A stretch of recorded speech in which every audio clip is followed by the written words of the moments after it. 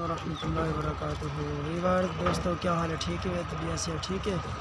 ऐसी थ्रेशर आज आंधी भी है साढ़े पास है, आज इंशाल्लाह ढेरी निकलती भी है।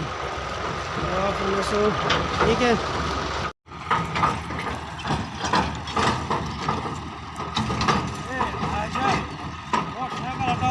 अस्सलाम वालेकुम।